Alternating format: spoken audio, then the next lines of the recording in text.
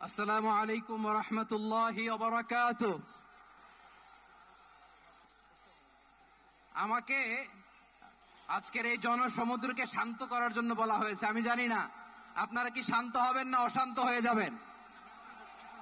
প্রিয় সুধী, মার্চ করতে যে লাথি গুতা ঠেলা উষ্টা সব আমরা খেয়েছি, তারপরেও আজকের এই সোহরাওয়ার্দী উদ্যানের এই গণজামায়াতে, এই জনতার মহাসমুদ্রে উপস্থিত হয়ে আমরা বুঝতে পেরেছি আজকের এই মহাসমুদ্র, জনসমুদ্র ফিলিস্তিনের প্রতি, আল আকসার প্রতি বাংলাদেশের জনগণের ভালোবাসার বহিঃপ্রকাশ।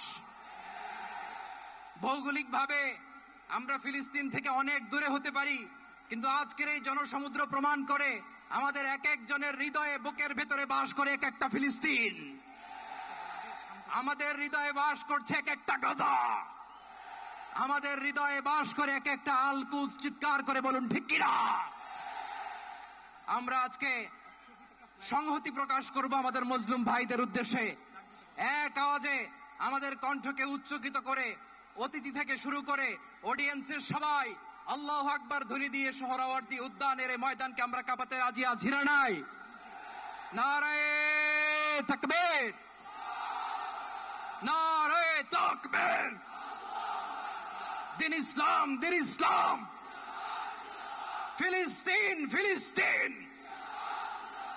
আল কুদুস, আল কুদুস। ফিলিস্তিন, ফিলিস্তিন।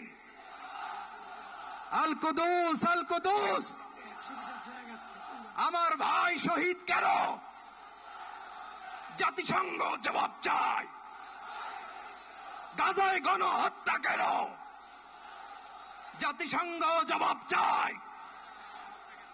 আমি যা বলি আমার সাথে আওয়াজ করে ইংরেজিতে স্লোগান ধরুন, free free Palestine, free free Palestine, free free Al Aqsa. 1 2 3 4,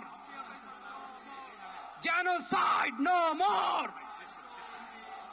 From the river to the sea, Palestine will be free. Naraye